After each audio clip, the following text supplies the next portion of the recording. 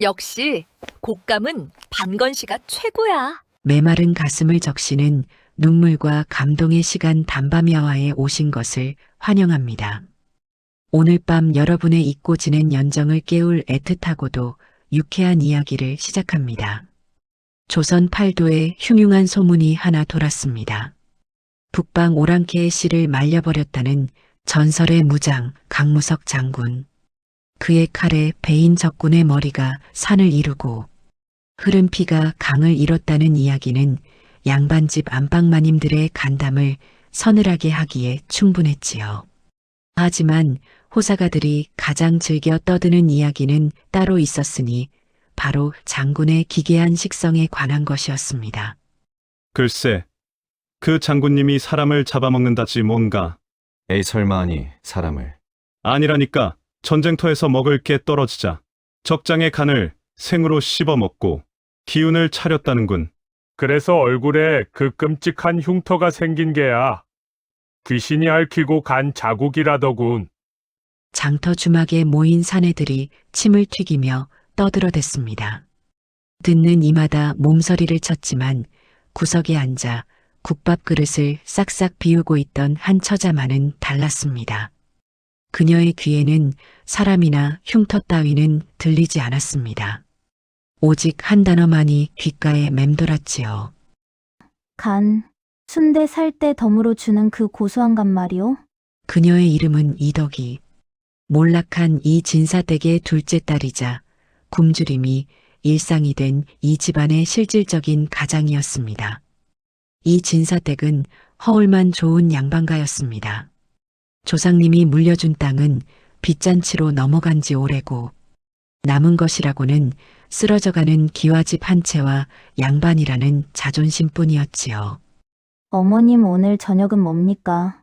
물 반쌀 반인 미음이다. 어제도 미음 그제도 미음 이러다간 백가죽이 등가죽이랑 혼례를 치르겠습니다.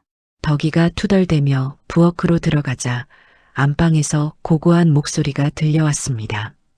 얘 덕아 좀 조용히 걷거라 먼지 날린다. 덕이의 언니 연심이었습니다.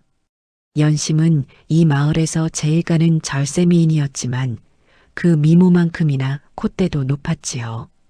그녀는 쌀독이 비어가는 와중에도 쌀뜨물로 세수를 하고 찢어진 치마를 기워 입을지언정 꽃신을 신어야 직성이 풀리는 여인이었습니다. 언니는 배도 안 고파. 난 지금 뒷산에 가서 칡뿌리라도 캐 먹을까 고민 중이야. 아무리 배가 고파도 양반의 법도가 있지. 흙 묻은 뿌리를 어찌 씹는단 말이냐.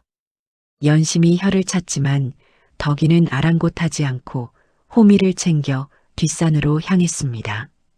그렇게라도 하지 않으면 굶어 죽기 딱 좋은 시절이었으니까요. 그러던 어느 날 이 진사댁에 청천벽력 같은 소식이 날아들었습니다. 대문 밖이 시끌벅적하더니 화려한 옷을 입은 매파가 가마꾼들을 대동하고 들이닥친 것입니다. 이리 오너라, 여기가 이 진사댁 맞소. 마당에 들어선 매파는 짐꾼들을 시켜 엄청난 예물 보따리를 풀어놓았습니다. 윤기가 흐르는 비단 10필 은수저 한 벌. 그리고 무엇보다 덕이의 눈을 사로잡은 것은 바로 소 한 마리 분량의 최상급 갈비짝이었습니다. 세상에 저 마블링 좀 보소. 저걸 구우면 얼마나 고소한 냄새가 날까. 덕이가 침을 꿀꺽 삼키는 사이 매파는 거만하게 이 진사에게 말을 건넸습니다.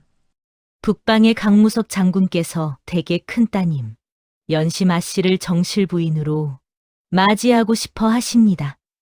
그 순간 안방 문이 벌컥 열리더니 연심이 사색이 되어 뛰쳐나왔습니다. 싫습니다. 절대로 안 됩니다. 그 식인 호랑이에게 시집을 가라니요. 차라리 혀를 깨물고 죽겠습니다. 강무석 장군. 소문 속의 그 괴물 같은 사내에게 시집을 가라는 말에 집안은 순식간에 초상집이 되었습니다. 이 진사는 아이고 곡소리를 내며 주저앉았고 안방마님은 기절하기 일보 직전이었지요. 아이고, 이를 어쩌나. 장군의 청혼을 거절했다가는 우리 집안이 멸문지화를 당할 텐데, 그렇다고 금지옥 겹 키운 연심이를 괴물에게 줄 수는 없지 않소. 부모님이 통곡을 하는 동안 덕이는 슬그머니 부엌으로 향했습니다. 집안 분위기가 심각한 건 알지만 저 마당에 놓인 갈비짝이 상하는 건 더 심각한 문제였으니까요. 어차피 죽을 거라면 때깔 좋은 귀신이 되는 게 낫지. 부엌에서 고기 굽는 냄새가 진동하기 시작했습니다. 참기름을 살짝 바르고 소금을 뿌린 갈비. 굽는 냄새는 닫혀있던 연심의 방문 틈으로도 근심 가득한 안방으로도 스며들었습니다. 단식 투쟁을 하겠다며 드러누웠던 연심의 배에서 꼬르륵 하고 천둥 같은 소리가 났지만 자존심 강한 그녀는 이불을 뒤집었을 뿐이었습니다. 사단은 혼례를 사흘 앞둔 밤에 일어났습니다. 모두가 잠든 새벽 연심이 편지 한 장을 남기고 감쪽같이 사라진 것입니다. 아침에 이 사실을 알게 된 이 진사는 뒷목을 잡고 쓰러졌습니다. 망했다, 이제. 우린 다 죽었어. 장군이 이 사실을 알면 당장 칼을 들고 쫓아올게요. 어머니는 바닥을 치며 울부짖었고 집안은 공포에 휩싸였습니다. 멸문지화가 코앞에 닥친 절체절명의 위기였지요. 그때였습니다. 부엌에서 달그락거리는 소리가 나더니 덕이가 한 손에는 부엌칼을, 다른 한 손에는 뜯다만 갈비를 든 채 비장한 표정으로 나타났습니다. 아버지, 어머니, 덕이의 눈빛이 그 어느 때보다 진지하게 번뜩였습니다. 제가 가겠습니다. 이 진사가 깜짝 놀라 눈물을 닦으며 물었습니다. 내가 간다고 그 무시무시한 장군에게. 네. 어차피 언니나 저나 얼굴 본 사람은 없지 않습니까? 제가 연심이라고 하고 가면 그만입니다. 하지만 덕아, 넌 아직 어리고 그 장군은 사람을 잡아먹는다는. 어머니가 말리려 하자 덕이는 들고 있던 갈비를 야무지게 한 입 뜯으며 말했습니다. 어머니, 여기 있어도 굶어 죽고 가서 잡혀먹혀도 죽는 건 매한가지입니다. 기왕 죽을 거면 쌀밥에 고깃국이라도 실컷 먹어보고 죽는 게 낫지 않겠습니까? 대신 마당에 남은 저 갈비는 다 제 겁니다. 시집가서 먹게 좀 싸주십시오. 드디어 혼례 당일 화려한 가마가 이 진사댁 대문 앞에 도착했습니다. 마을 사람들은 눈물을 훔치며 수군거렸습니다. 아이고, 저 꽃 같은 처자가 호랑이 아가리로 들어가는구나. 불쌍해서 어쩌나. 하지만 그들의 걱정과 달리 가마 안의 풍경은 사뭇 달랐습니다. 연지곤지를 찍고 족두리를 쓴 덕이는 넓은 소매 속에 숨겨온 곶감을 하나씩 쏙쏙 빼먹느라 정신이 없었습니다. 오물오물 역시 곶감은 방건 씨가 최고야. 볼이 다람쥐처럼 빵빵하게 부풀어 오른 채 덕이는 긴장보다는 기대감에 부풀어 있었습니다. 소문대로라면 장군의 집은 고래등 같은 기와집에 곡식 창고가 10개나 있다고 했으니까요. 덜컹 오랜 이동 끝에 가마가 멈춰섰습니다. 육중한 대문이 열리는 소리와 함께 서늘한 바람이 가마 안으로 훅 끼쳐 들어왔습니다. 드디어 호랑이 굴이라 불리는 강무석 장군의 저택에 도착한 것입니다. 진보 내리십시오. 낮고 굵직한 목소리. 가마 문이 열리고 덕이는 조심스럽게 고개를 들었습니다. 눈앞에는 거대한 그림자가 서 있었습니다. 마치 산맥처럼 웅장하고 바위처럼 단단해 보이는 산에 달빛을 등지고 선 그의 얼굴에는 소문대로 흉터가 길게 그어져 있었고 눈빛은 맹수처럼 형형하게 빛나고 있었습니다. 히, 덕이는 저도 모르게 마른 침을 삼켰습니다. 소문은 거짓이 아니었습니다. 당장이라도 사람 하나쯤은 한 입에 집어삼킬 듯한 위압감. 하지만 그 순간에도 덕이의 뱃속에서는 눈치 없는 소리가 우렁차게 울려 퍼졌습니다. 꼬르륵, 꾸르륵. 정적을 깨는 웅장한 배꼽시계 소리. 살벌하던 장군의 눈썹이 꿈틀하고 움직였습니다. 정막. 숨막히는 정막이 심방을 가득 메우고 있었습니다. 타닥탁. 심지를 태우며 타들어가는 초롱불 소리가 마치 덕이의 심장 소리처럼 크게 들려왔습니다. 덕이는 원앙금침이 곱게 깔린 아랫목에 다소곳이 앉아 있었지만 속마음은 불위를 걷는 듯 초조하기 그지없었습니다. 아이고, 목이야, 허리야. 머리에 쓴 족두리는 천근만근 무거웠고 겹겹이 껴입은 화롯은 숨통을 조여왔습니다. 하지만 덕이를 가장 괴롭히는 것은 무거움도 호랑이 장군에 대한 공포도 아니었습니다. 바로 창자가 끊어질 듯한 배고픔이었습니다. 생각해보니 새벽에 도망친 언니 대신 억지로 가마에 태워지느라 아까 가마 안에서 몰래 먹은 곶감 몇 개를 제외하곤 하루 종일 물 한 모금 제대로 마시지 못한 상태였습니다. 덕이의 시선이 자꾸만 방 한가운데 놓인 교자상으로 향했습니다. 신랑 신부가 함께 나누어 마시며 백년해로를 맹세한다는 합판주 상, 그 위에는 맑은 술과 각종 전 과일 그리고 세상의 꿩구이, 기름기가 자르르 흐르는 아주 잘 구워진 꿩 한 마리가 덕이를 유혹하듯 다소곳이 놓여 있었습니다. 고소한 냄새가 덕이의 코끝을 간지럽히며 이성을 마비시키고 있었지요. 안 돼, 이덕이. 참아야 해. 신랑 얼굴도 보기 전에 안주부터 훔쳐먹는 신부가 어디 있어. 그러다 수박 맞아 쫓겨나면 저 꿩 뼈다귀로 얻어맞을지도 몰라. 덕이는 허벅지를 꼬집으며 참아보려 애썼습니다. 하지만 야속한 뱃속 거지들은 눈치도 없이 아우성을 쳤습니다. 꼬르륵 꾸르르륵. 천둥 같은 배꼽시계 소리가 적막한 심방을 울렸습니다. 덕이는 화들짝 놀라 주위를 둘러보았지만 다행히 아직 신랑은 들어오지 않았습니다. 딱 한 입만 먹으면 모르지 않을까. 악마의 속삭임이었습니다. 어차피 다리는 2개잖아. 꿩이 외다리였다고 우기면 그만이지. 저 덩치 큰 장군님이 꿩 다리 개수까지 세어보겠어. 결국 본능이 이성을 이겼습니다. 덕이는 도둑고양이처럼 살금살금 교자상 앞으로 기어갔습니다. 그리고 떨리는 손으로 꿩의 통통한 다리 하나를 잡았습니다. 미안하다, 꿩아. 내 너를 피와 살로 만들어주마. 쭉. 소리 없이 다리 하나를 뜯어내는 현란한 기술. 덕이는 뜯어낸 다리를 입으로 가져갔습니다. 와구. 입안 가득 퍼지는 고소한 육즙과 쫄깃한 살코기의 맛. 덕이의 두 눈이 황홀경에 빠져 반달처럼 휘어졌습니다. 바로 그 순간이었습니다. 벌컥. 예고도 인기척도 없이 굳게 닫혀있던 방문이 활짝 열렸습니다. 시간이 멈춘 것 같았습니다. 문 앞에는 관복을 벗고 편안한 차림을 한 거구이산의 강무석이 서 있었습니다.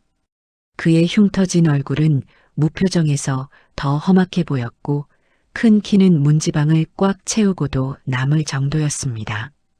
그리고 방 안에는 볼이 터질 듯 빵빵하게 부푼 채 한 손에는 뼈만 남은 꿩 다리를 들고 있는 덕이가 있었습니다. 입가에는 기름기가 번들거리고 오물거리지도 삼키지도 못한 채 눈만 동그랗게 뜨고 있는 모습, 영락없이 곶감을 훔쳐먹다 들킨 다람쥐 꼴이었습니다. 망했다. 덕이의 머릿속이 하얗게 변했습니다. 호랑이 굴에 들어오자마자 호랑이의 밥상을 건드리다니. 이제 저 장군의 칼이 내 목을 치겠구나. 아니, 어쩌면 나를 꿩 대신 구워 먹을지도 몰라. 덕이는 공포에 질려 눈을 질끈 감았습니다. 저벅저벅. 마룻바닥이 울리는 묵직한 발소리가 다가왔습니다. 그림자가 덕이를 덮쳤습니다. 덕이는 들고 있던 꿩 뼈다귀를 흉기처럼 꽉 쥐고 몸을 움츠렸습니다. 부인, 낮고 굵은 목소리가 정수리 위에서 떨어졌습니다. 덕이가 잘못했습니다 하고 빌려던 찰나 투박하고 거친 큰 손이 덕이의 눈앞으로 쑥 들어왔습니다. 덕이가 흠칫 놀라 뒤로 물러나려 했지만 그 손은 덕이의 예상과는 전혀 다른 곳으로 향했습니다. 슥슥 무석의 엄지손가락이 덕이의 입가에 묻은 기름기를 조심스럽게 닦아내고 있었습니다. 거친 굳은 살이 박힌 무인의 손이었지만 닿는 느낌은 놀라울 정도로 조심스럽고 부드러웠습니다. 제하겠소. 무석이 무덤덤하게 말하며 합한주가 담긴 술잔 대신 물그릇을 들어 덕이의 입가에 대주었습니다. 마시시오. 급하게 먹으면 체하는 법이오. 덕이는 얼떨결에 그가 주는 물을 받아 마셨습니다. 꿀꺽 막혀있던 고기가 내려가자 그제야 숨이 트였습니다. 무석은 덕이가 물을 다 마실 때까지 기다려주더니 솥뚜껑만 한 손으로 덕이의 등을 툭툭 두드려 주었습니다. 종일 굶은 게요. 예, 아니, 저기 그게. 아까 들어올 때 보니 뱃속에서 전둥 치는 소리가 나더구먼. 무석의 입가에 희미한 미소가 스쳤습니다. 아주 옅은 미소였지만 그 순간 흉터 때문에 무섭게만 보였던 그의 얼굴이 거짓말처럼 순해 보였습니다. 덕이는 얼굴이 홍당무처럼 달아올라 고개를 푹 숙였습니다. 쥐구멍이라도 있으면 숨고 싶은 심정이었습니다. 그때 무석이 교자상에 앉더니 남은 꿩 다리 하나를 우직하고 뜯어냈습니다. 저건 장군님이 드시려나 보다. 덕이가 침을 꿀꺽 삼키며 바라보는데 무석이 그 다리를 덕이의 밥그릇 위에 툭 하니 얹어주는 것이 아니겠습니까? 이것도 드시오. 예하, 하오나 이건 서방님 드셔야. 나는 안주보다는 술이 더 좋소. 그리고 무석이 술잔을 채우며 툭 덧붙였습니다.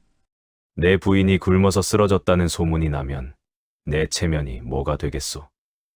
많이 드시오. 말은 퉁명스러웠지만 덕이 쪽으로 꿩 접시를 슬쩍 밀어주는 손길에는 다정함이 배어 있었습니다. 덕이는 멍하니 밥그릇에 놓인 닭다리를 바라보았습니다. 사람의 간을 먹는다는 호랑이 장군.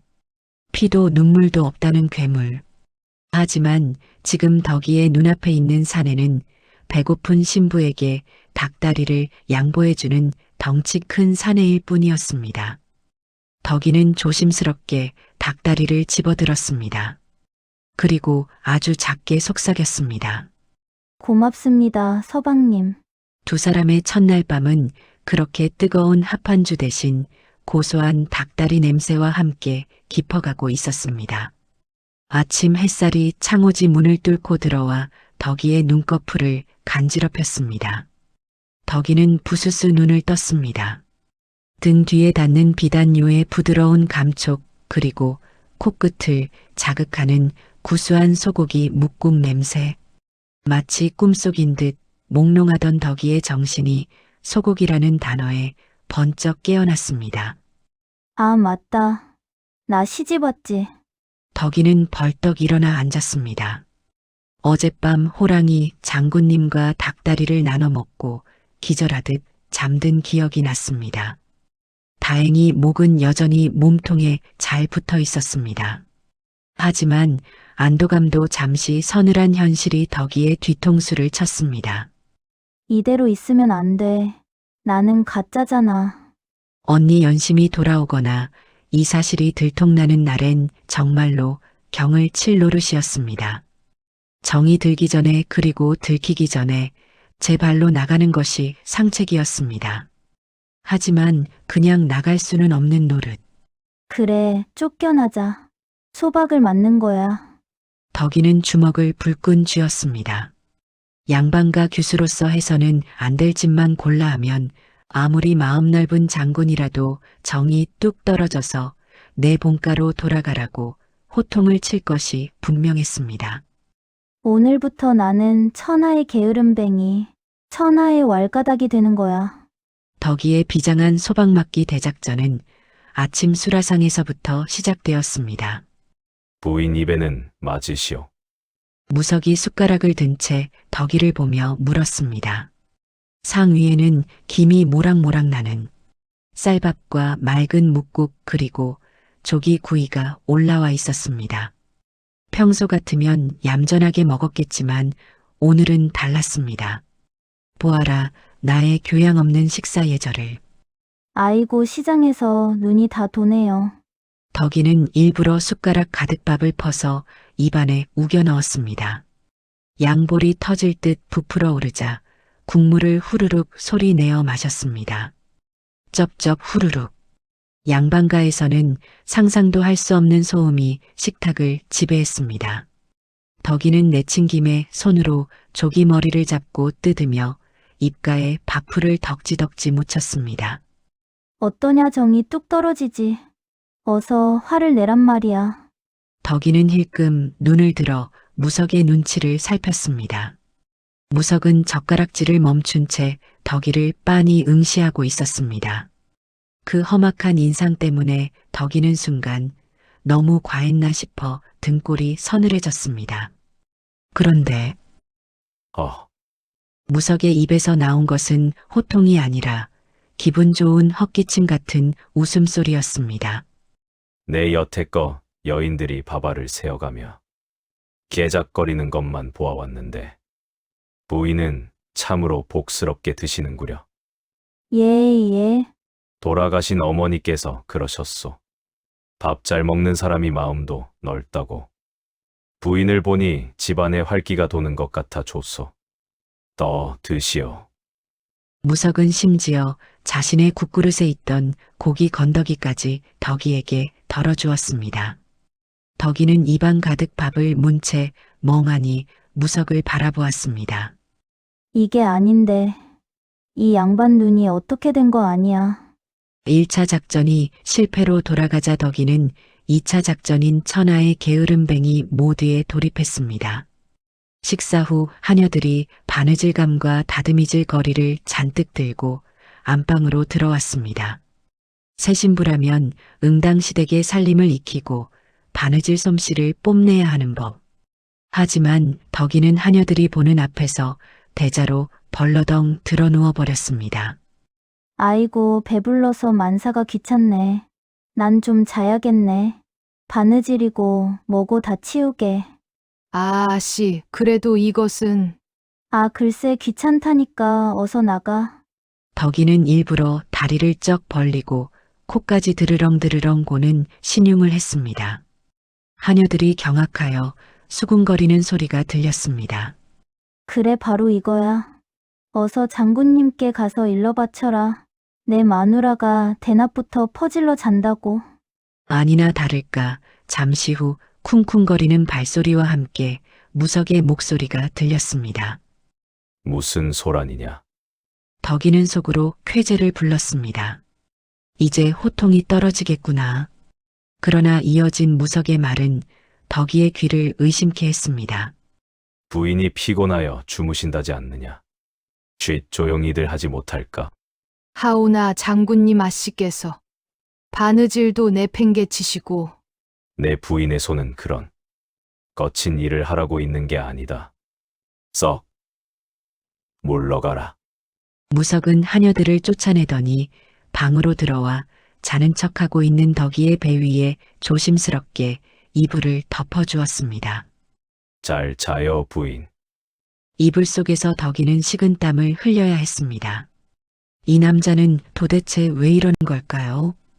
게으름을 피우면 손이 곱다고 칭찬하고 밥을 걸신 들린 듯 먹으면 복스럽다고 하니 덕이의 상식으로는 도무지 이해할 수 없는 노릇이었습니다. 그날 밤 덕이는 마당 툇마루에 쭈그리고 앉아 깊은 한숨을 쉬었습니다. 하 소방맞기도 이렇게 힘들어서야 원. 하늘에는 둥근 달이 휘영청 밝았지만 덕이의 속은 까맣게 타들어갔습니다.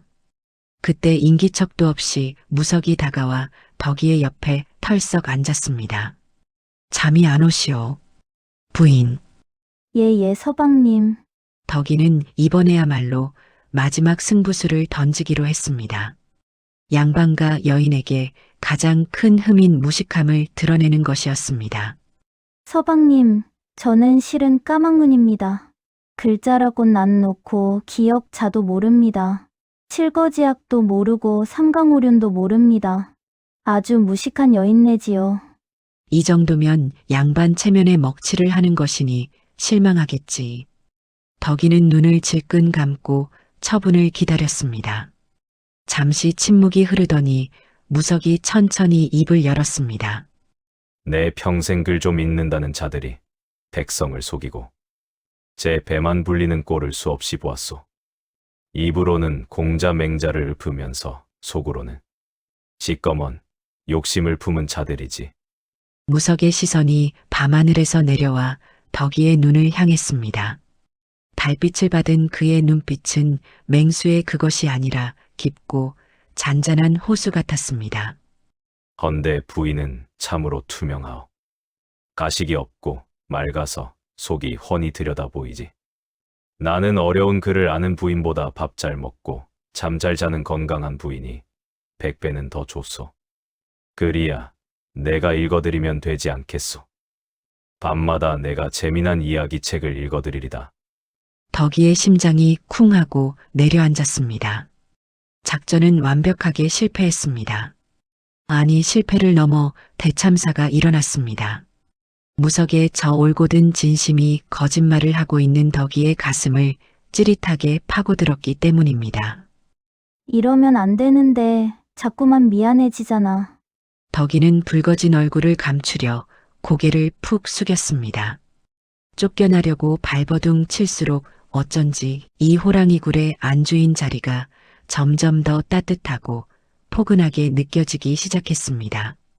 부인 오늘 날도 좋은데 바깥 바람이나 쐬러 갑시다. 오후 무석이 헛기침을 하며 덕이에게 외출을 제안했습니다. 덕이는 순간 의심의 눈초리를 보냈습니다. 혹시 내가 가짜인 걸 눈치채고 장터에 내다 팔려는 건 아니겠지. 하지만 며칠간 보아온 무석은 사람을 파는 위인은 아니었기에 덕이는 쭈뼛거리며 그를 따라 나섰습니다. 두 사람이 장터 입구에 들어서자마자 기이한 현상이 벌어졌습니다. 시끌벅적하던 장터가 일순간 찬물을 끼얹은 듯 조용해지더니 사람들이 홍해 갈라지듯 양옆으로 쫙 갈라서는 것이었습니다. 히코 호랑이 장군이다. 눈 마주치지 마라 재수옴 붙는다. 사람들은 무석의 거대한 덩치와 흉터진 얼굴을 보며 사시나무 떨듯 떨었습니다. 덕이는 사람들의 따가운 시선과 무석의 악명에 기가 죽어 자꾸만 무석의 등 뒤로 숨으려 했습니다. 하지만 정작 당사자인 무석은 그 익숙한 공포의 시선들이 아무렇지도 않은 듯 그저 무심한 표정으로 성큼성큼 걸을 뿐이었습니다. 저리도 태어나시다니 얼마나 외롭게 사셨으면. 덕이는 문득 그의 넓은 등판이 쓸쓸해 보였습니다. 그때였습니다. 앞만 보고 걷던 무석이 갑자기 우뚝 멈춰 섰습니다. 덕이는 긴장했습니다. 무기점인가 아니면 푸죽간. 하지만 무석의 시선이 꽂힌 곳은 전혀 예상 밖의 장소였습니다. 알록달록한 댕기와 놀이개 비녀들이 진열된 작은 장신구 가게였습니다. 무석은 홀린 듯 가게 앞으로 다가가더니 소뚜껑만 한 손을 뻗어 아주 조그만 물건을 집어들었습니다.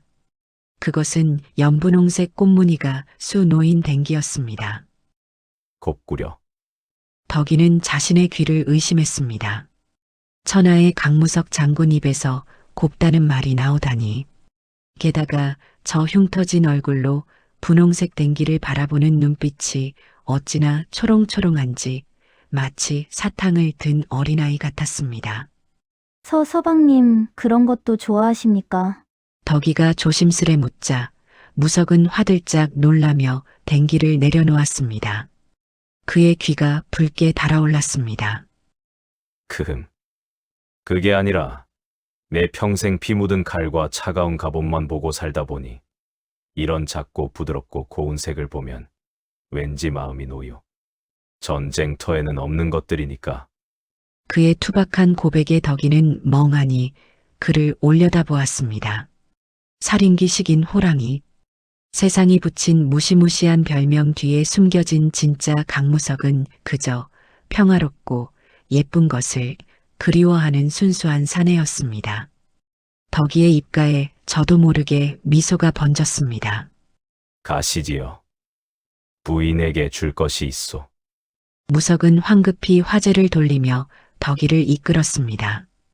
그들이 도착한 곳은 갓신과 꽃신을 파는 신발 가게였습니다.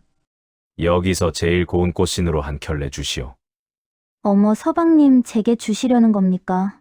그럼 부인 말고 누구에게 주겠소. 발을 좀 보십시다. 무석은 거리낌 없이 흙바닥에 한쪽 무릎을 꿇고 앉았습니다. 그리고 덕이의 낡은 집신을 벗기고 하얀 버선을 신은 발을 자신의 큰 손바닥 위에 올려놓았습니다. 무석의 손은 덕이의 발보다 훨씬 컸습니다. 그의 손바닥 위에 쏙 들어오는 덕이의 발. 무석이 피식 웃음을 터뜨렸습니다. 부인 발은 꼭 다람쥐 같소. 내 손 한 뼘도 안 되는구려. 그의 뜨거운 체온이 버선 너머로 전해져 오자 덕이의 심장이 쿵쿵 뛰기 시작했습니다. 언니 연심이 신던 비단꽃신을 부러워만 했던 덕이 헌 집신만 끌고 다니던 자신의 발을 이토록 귀하게 여겨 만져주는 사내는 난생 처음이었습니다. 그렇게 몽글몽글한 분위기가 무르익어갈 무렵이었습니다. 어이쿠, 술에 거나하게 취한 왈패 하나가 비틀거리며 지나가다 덕이의 어깨를 세게 부딪혔습니다. 덕이가 중심을 잃고 휘청거리자 왈패가 혀를 차며 소리쳤습니다. 눈 떴다 뭐해어라. 이 계집 반반하게 생겼네. 왈패가 희롱하듯 덕이의 팔을 낚아채려던 찰나였습니다. 탁! 허공에서 무언가가 왈패의 손목을 쇠처럼 단단하게 움켜쥐었습니다. 방금 전까지 분홍색 댕기를 보며 얼굴을 붉히던 소녀는 온데간데없고 그 자리에는 눈빛만으로 사람을 베어버릴 듯한 호랑이가 서 있었습니다. 내 부인의 옷자락이다. 무석의 목소리는 낮았지만 지옥에서 울리는 쇠를 긁는 소리처럼 섬뜩했습니다. 그는 왈패의 손목을 잡은 채 가볍게 들어 올리더니 그대로 바닥에 내동댕이 칠 기세로 노려보았습니다. 감히 흙탕물을 튀기려 드느냐. 희익자 장군님 몰라봤습니다. 살려주십시오.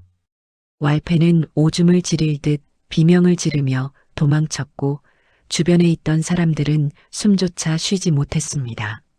무석은 차갑게 식은 눈으로 주위를 한번 일별하더니 다시 덕이에게 시선을 돌렸습니다. 그 순간 그의 눈빛은 거짓말처럼 다시 따뜻하게 풀어졌습니다. 놀라지 않았소. 어디 다친 데는 없소. 무석은 흙이 묻지도 않은 덕이의 어깨를 털어주며 안절부절 못했습니다. 덕이는 그를 멍하니 바라보았습니다. 사람들이 두려워하는 그 호랑이가 지금은 세상에서 제일 든든한 나만의 수호신이 되어 덕이의 곁에 서 있었습니다. 아니요. 괜찮습니다, 서방님. 덕이는 품에 안은 꽃신을 더욱 꽉 끌어안았습니다. 돌아오는 길, 무석의 넓은 등판 뒤를 따르는 덕이의 발걸음은 새꽃신을 신은 것처럼 가볍고 설레었습니다. 석양빛을 받은 그녀의 볼이 아까 무석이 집어들었던 분홍색 댕기보다 더 붉게 물들어 있었습니다. 행복은 언제나 얇은 살얼음판 위를 걷는 것과 같다고 했던가요? 덕이의 하루하루는 꿈만 같았습니다. 마님 진지는 입에 맞으십니까? 마님 이번에 들어온 비단이 참으로 곱습니다. 하녀들은 덕이를 깎듯이 모셨고 곡간은 차고 넘쳤습니다. 하지만 무엇보다 덕이를 취하게 만든 것은 무석의 다정함이었습니다. 퇴근길이면 무석은 늘 품속에 군밤이며 엿가락 따위를 사들고 와 쑥스럽게 내밀곤 했습니다. 오다 주었소. 부인 생각이 나서. 그 투박한 손길과 따뜻한 눈빛. 덕이는 무석이 사준 분홍꽃신을 신고 마당을 거닐 때마다 이 행복이 영원하기를, 시간이 이대로 멈춰버리기를 간절히 빌었습니다. 한편 도성 밖에는 기이한 소문이 바람을 타고 퍼져나갔습니다. 야, 그 식인 호랑이 강무석이 알고 보니 천하의 애처가라더라. 신발 가게를 통째로 털어서 부인 발에 신겨줬다던데. 흉터만 무섭지 아주 순정파라더군. 소문은 꼬리에 꼬리를 물고 과장되어 결국 덕이의 본가인 이 진사대까지 흘러들어갔습니다. 그리고 그 소문은 가장 듣지 말아야 할 사람의 귀에까지 들어가고 말았습니다. 뭐라고 그 괴물이 부자인데다 애처가라고. 며칠 만에 돌아온 언니 연심의 몰골은 말이 아니었습니다. 숨어 지내느라 비단옷은 때에 절었고 고운 얼굴은 흑투성이었습니다. 그녀는 자신이 버린 호랑이 굴이 사실은 금은 보화가 가득한 낙원이었다는 사실에 땅을 치며 후회했습니다. 그 자리는 내 거야. 원래 내 자리였다고. 연심의 눈에 탐욕스러운 불꽃이 일었습니다. 그녀는 즉시 얼굴을 씻고 남은 옷 중 가장 화려한 것을 골라 입은 뒤 강무석 장군의 저택으로 향했습니다. 누구십니까? 함부로 들어오시면 안 됩니다. 평화롭던 저택의 정적을 깨고 날카로운 고함이 들려왔습니다. 덕이가 놀라 방문을 열고 나가보니 하녀들을 밀치고 당당하게 안채로 들어오는 여인이 있었습니다. 언니, 덕이의 손에서 들고 있던 자수틀이 툭 하고 떨어졌습니다. 연심이었습니다.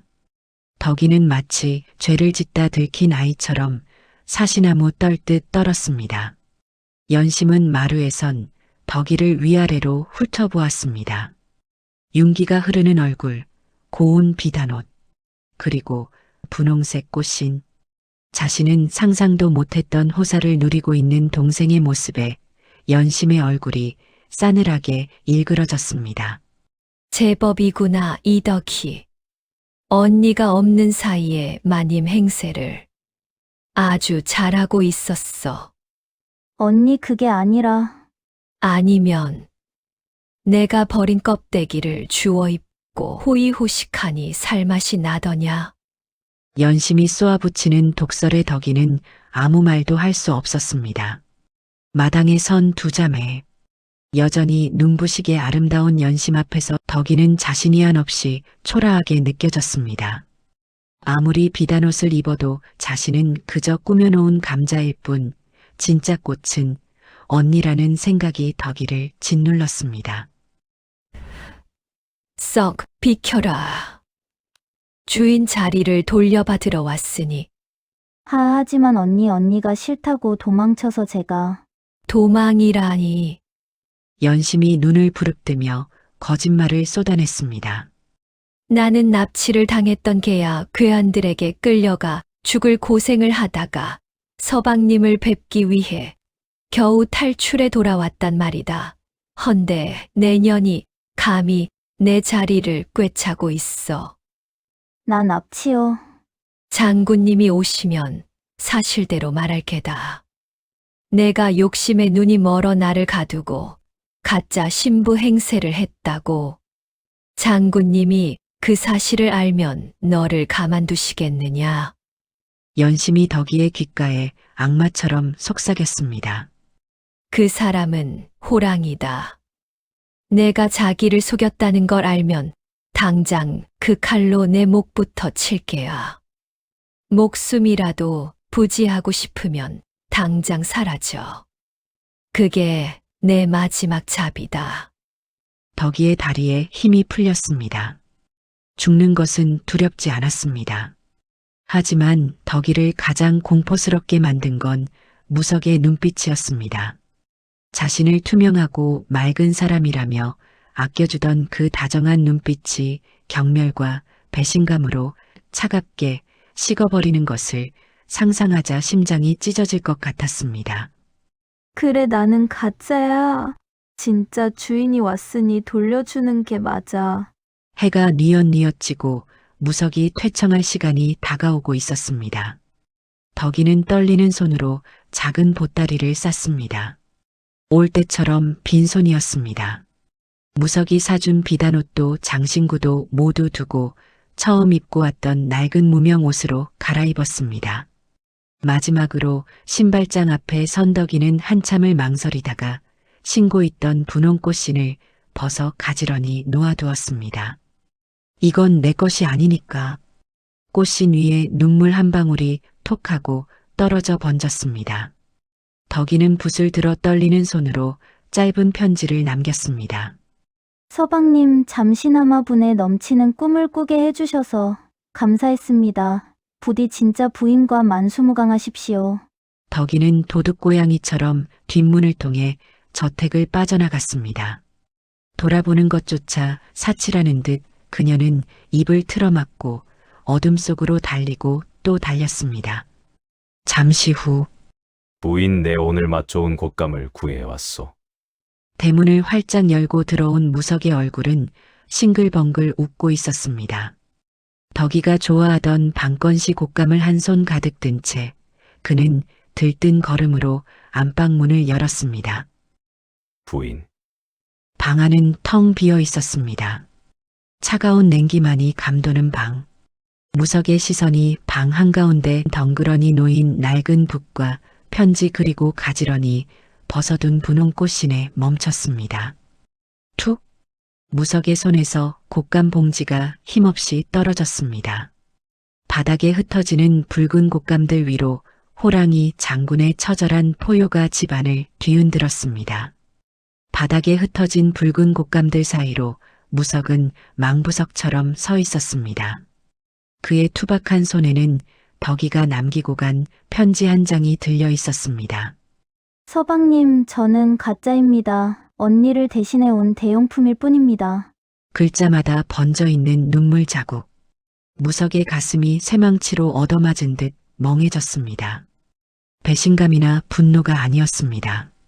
그것은 살점이 뜯겨나가는 듯한 상실감이었습니다. 바보 같은 사람. 무석이 이를 악물며 편지를 구겼습니다. 그때 등 뒤에서 방문이 스르르 열리며 낯선 향수 냄새가 풍겨왔습니다. 서방님 다녀오셨습니까? 무석이 천천히 고개를 돌렸습니다. 거기에는 덕이가 입던 비단옷을 입고 덕이가 꽂던 비녀를 꽂은 낯선 여인 연심이 서 있었습니다. 그녀는 교태로운 미소를 지으며 무석에게 다가왔습니다. 많이 놀라셨지요. 저 천한 계집이 감히 제 자리를 탐하여 서방님을 속였습니다. 이제라도 제가 돌아왔으니 이제 끔찍했던 악몽은 잊으시고 진짜 부인인 저와 함께. 자, 날카로운 파열음이 방 안을 울렸습니다. 무석이 연심의 손을 거칠게 쳐낸 것입니다. 연심은 비명을 지르며 바닥에 나뒹굴었습니다. 서방님. 누가 내 서방이냐? 무석의 목소리는 지옥 밑바닥에서 긁어올린 듯 낮고 차가웠습니다. 그는 바닥에 주저앉은 연심을 벌레 보듯 내려다보았습니다. 너는 누구냐? 저는 진짜 연심입니다. 이 진사대계 장녀 서방님과 정혼한. 나는 연심이라는 이름과 혼인한 것이 아니다. 무석이 한 걸음 다가서자 압도적인 살기에 눌린 연심이 뒷걸음질 쳤습니다. 나와 밥을 먹고 내 흉측한 얼굴을 보고도 웃어주고 내 곁에서 숨 쉬던 여인. 내 투박한 손길에도 얼굴을 붉히던 그 사람. 그 사람이 내 유일한 부인이다. 무석의 눈에서 시퍼런 불꽃이 튀었습니다. 이름이 덕이든 개똥이든 상관없다. 나에게는 그 사람이 전부다. 하지만 그녀는 가짜이고 저는 명문가에. 닥쳐라. 무석의 호령에 연심은 희익하고 숨을 멈췄습니다. 무석은 허리춤에 찬 검을 꽉 움켜쥐었습니다. 내 부인이 남긴 옷자락 하나라도 더 더럽혔다간 그 즉시 베어버릴 것이다. 당장 내 눈앞에서 꺼져라.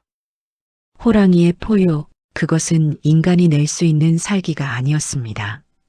연심은 공포에 질려 비명조차 지르지 못하고 네 발로 기어서 도망치듯 방을 빠져나갔습니다. 방에 다시 정적이 찾아왔습니다. 무석은 덕이가 남기고 간 분홍 꽃신을 집어 품에 넣었습니다. 기다려, 금방 갈 테니. 하늘도 무석의 마음을 아는지 억수 같은 비가 쏟아지기 시작했습니다. 무석은 갑옷도 입지 않은 채 마구간으로 달려가 자신의 애마인 흑풍의 고삐를 풀었습니다. 가자, 덕이를 찾아야 한다. 다그닥 다그닥. 빗줄기를 뚫고 흑풍이 어둠 속으로 질주했습니다. 무석은 빗물에 젖어 앞이 보이지 않았지만 멈추지 않았습니다.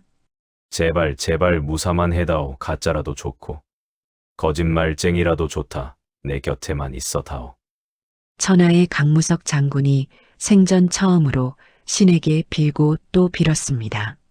한편 칠흑 같은 어둠 속 덕이는 비에 젖은 생쥐꼴이 되어 산길을 헤매고 있었습니다.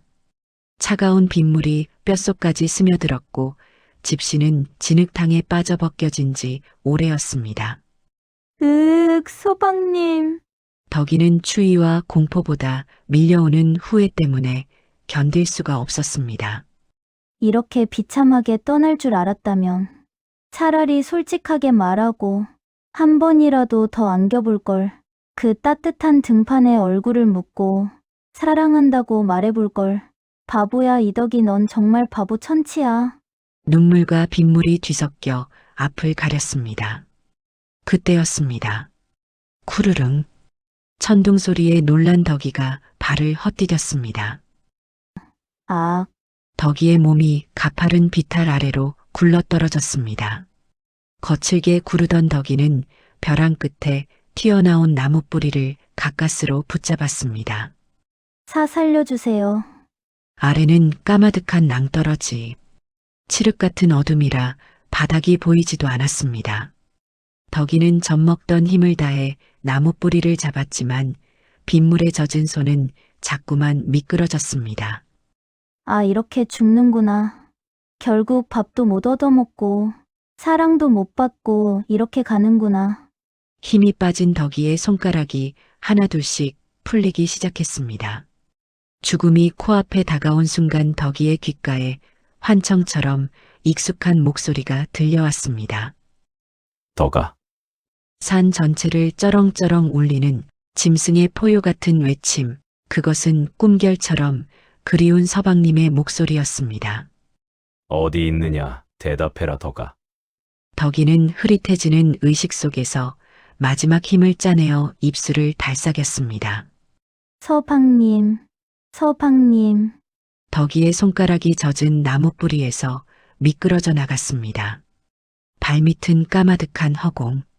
덕이의 몸이 힘없이 어둠 속으로 추락하려는 찰나였습니다. 탁! 번개가 번쩍이던 그 짧은 순간 어둠 속에서 튀어나온 거친 손 하나가 덕이의 손목을 낚아챘습니다. 뼈가 으스러질 듯한 강한 악력. 덕이는 허공에 매달린 채 고개를 들었습니다. 빗물에 젖어 엉망이 된 머리카락 사이로 도깨비처럼 일그러진 무석의 얼굴이 보였습니다. 잡았다. 무석은 밧줄도 없이 가파른 비탈을 미끄러져 내려와 벼랑 끝 바위에 위태롭게 매달려 있었습니다. 덕이를 잡은 그의 팔뚝에 핏줄이 터질 듯 솟아올랐습니다. 절대 놓지 않는다. 무석은 짐승 같은 기압과 함께 덕이를 끌어올렸습니다. 두 사람의 몸이 진흙탕 위로 뒹굴었습니다. 안전한 땅에 닿자마자 무석은 덕이를 와락 끌어안았습니다. 덕이의 갈비뼈가 아플 정도로 거칠고 절박한 포옹이었습니다. 무석의 가슴이 거칠게 오르내렸습니다. 그의 몸은 불덩이처럼 뜨거웠고 가늘게 떨리고 있었습니다. 덕이는 멍하니 무석의 등을 토닥였습니다. 서방님. 죽는 줄 알았다. 너를 잃는 줄 알았다. 이 미련한 사람아. 무석이 덕이를 떼어놓고 버럭 소리를 질렀습니다. 그런데 그의 눈에서 빗물과는 다른 뜨거운 액체가 뚝뚝 떨어지고 있었습니다. 천하의 호랑이 장군이 어린아이처럼 엉엉 울고 있었습니다. 왜 도망쳤느냐? 내가 그리 무서웠느냐? 가짜라고 밝히면 내가 너를 백이라도 할 줄 알았더냐? 무석의 원망 섞인 절규의 덕이의 가슴이 미어질 듯 아려왔습니다. 아닙니다. 무서워서가 아닙니다. 덕이도 참았던 눈물을 터뜨렸습니다. 서방님은 너무나 귀하고 좋은 분인데 저는 가짜이고 가진 것도 없는 초라한 계집이라서 서방님께 흠이 될까봐. 무석이 기가 막힌다는 듯 헛웃음을 지었습니다. 내가 내 흠이라고. 너는 내 생의 유일한 자랑이다. 평생 괴물 소리를 듣고 살던 나에게 처음으로 밥을 차려주고 웃어주고 내 곁에서 숨 쉬어준 사람이다. 내가 없으면 나는 다시 그 차가운 동굴 속 괴물로 돌아갈 뿐이란 말이다. 무석의 진심 어린 고백이 차가운 빗줄기를 뚫고 덕이의 심장에 박혔습니다. 자신이 꾸며놓은 감자라고 생각했던 덕이에게 무석은 너야말로 나의 꽃이라고 말해주고 있었습니다. 덕이는 떨리는 손을 들어 빗물에 젖은 무석의 얼굴을 만졌습니다. 그녀의 손길이 무석의 뺨을 타고 흘러 흉측하게 일그러진 흉터 위에 멈췄습니다. 무석은 습관처럼 고개를 돌려 흉터를 감추려 했습니다. 보지 마시오 흉하오. 하지만 덕이는 두 손으로 무석의 얼굴을 잡아 자신을 보게 했습니다. 그리고 천천히 아주 천천히 고개를 들어 그 거칠고 울퉁불퉁한 흉터 위에 자신의 입술을 대었습니다. 쪽, 따뜻하고 부드러운 감촉. 무석의 몸이 석상처럼 굳어버렸습니다. 덕이는 흉터 자국을 따라 한 번 더 그리고 무석의 젖은 눈가에 한 번 더 입을 맞췄습니다. 흉하지 않습니다. 덕이가 해사하게 웃으며 말했습니다.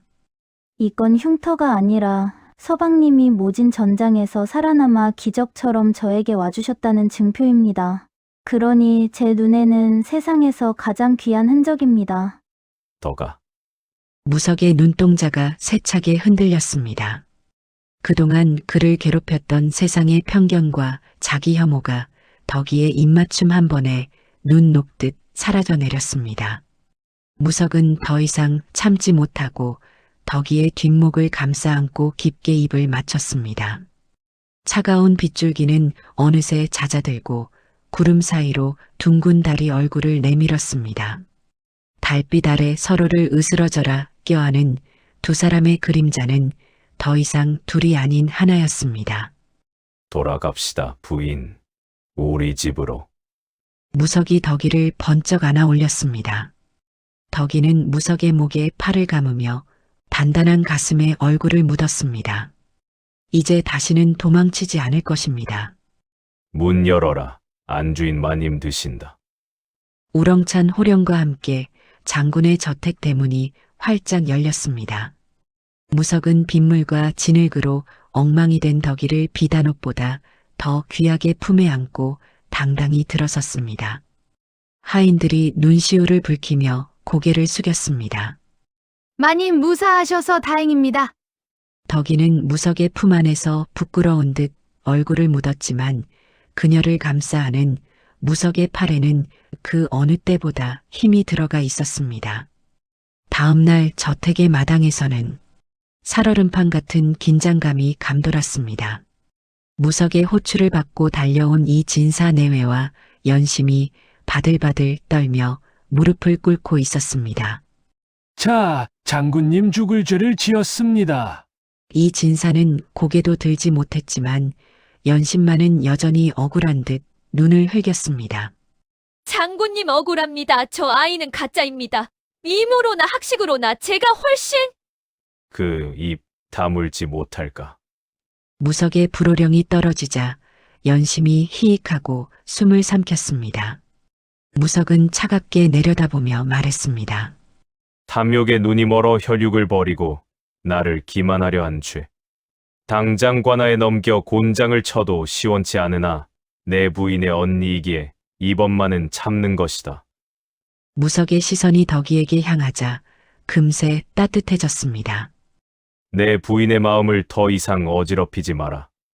2번 다시 내 집 근처에 얼씬거렸다간 그땐 국법으로 다스릴 것이다. 썩 물러가라. 연심은 분함에 입술을 깨물었지만 서슬퍼런 장군의 기세에 눌려 도망치듯 대문을 빠져나갔습니다. 이 진사내외가 덕이에게 다가와 용서를 빌려 했지만 덕이는 담담하게 고개를 저었습니다. 아버지, 어머니, 저는 이곳에서 제 몫을 하며 행복하게 살 겁니다. 두 분도 건강하세요. 더 이상 눈치 보던 꾸며놓은 감자가 아닌 어엿한 장군댁 안주인의 모습이었습니다. 모든 소란이 잠재워진 그날 밤, 두 사람은 다시 신방에 마주 앉았습니다. 첫날 밤에 무겁던 족두리도 숨막히는 긴장감도 없었습니다. 오직 은은한 촛불과 서로를 바라보는 다정한 눈빛만이 가득했습니다. 부인, 배고프지 않소. 무석이 등 뒤에서 무언가를 스윽 꺼냈습니다. 김이 모락모락 나는 닭다리였습니다. 어머, 서방님도 참. 덕이가 까르르 웃음을 터뜨렸습니다. 무석은 쑥스러운 듯 코를 문지르며 닭다리를 덕이의 손에 쥐어주었습니다. 이번엔 체하지 않게 천천히 드시오. 내 평생 당신 배 골리는 일은 없게 할 테니. 약속 지키셔야 합니다. 덕이가 닭다리를 베어 물며 행복하게 웃자 무석이 다가와 덕이의 입가에 묻은 기름기를 닦아주었습니다. 그리고 자연스럽게 입술을 포개어 왔습니다. 고소한 닭고기 향과 달콤한 사랑이 어우러진 진짜 첫날 밤이 깊어가고 있었습니다. 그로부터 1년 후, 살벌하던 호랑이 굴은 이제 온 도성에서 가장 시끌벅적하고 웃음이 넘치는 집이 되었습니다. 으앙! 안채에서 기와장이 들썩거릴 정도로 우렁찬 울음소리가 터져나왔습니다. 아이고, 우리 장군님 오셨습니까? 배가 고프시답니다. 무석과 덕이를 반반씩 섞어놓은 듯한 튼튼하고 눈이 똘망똘망한 사내아이였습니다. 오늘은 바로 아이의 돌잔치 날. 수많은 하객이 지켜보는 가운데 돌잡이가 시작되었습니다. 자, 우리 도련님이 무엇을 잡으려나? 붓 아니면 아버지를 닮아 활. 아이는 붓도 활도 엽전도 거들떠보지 않았습니다. 아이의 통통한 손이 거침없이 향한 곳은 바로 덥석 상 한가운데 놓인 큼직한 꿀떡이었습니다. 하하하, 역시 내 아들이다. 아이고, 식성은 엄마를 쏙 빼닮았네. 좌중이 웃음바다로 변했습니다. 무석은 껄껄 웃으며 아이를 번쩍 들어 목마를 태웠습니다. 천하의 호랑이 장군이 아들의 떡 먹는 모습에 해벌쭉 웃고 있는 모습이라니. 덕이는 그 모습을 보며 가슴 벅찬 행복을 느꼈습니다. 소문난 괴물도 몰락한 양반가의 먹보딸도 이제는 없었습니다. 그저 서로를 너무나 사랑하는 평범하고 행복한 가족만이 있을 뿐이었습니다. 무석이 덕이의 어깨를 감싸 안으며 속삭였습니다. 호랑이를 길들인 건 결국 토끼였구려. 무슨 말씀을요? 호랑이 굴이 맛집이라 눌러앉은 것뿐입니다. 두 사람은 마주보며 환하게 웃었습니다.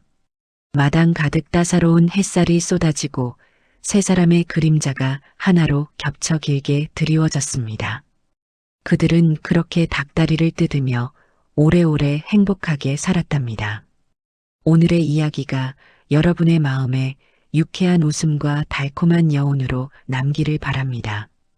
이 행복한 기분을 계속 함께하고 싶으시다면 구독과 좋아요로 담밤여화의 손을 잡아주세요. 꿈결 같은 편안한 밤 보내시길 바랍니다. 언제나 담밤여화에서 당신을 기다리겠습니다.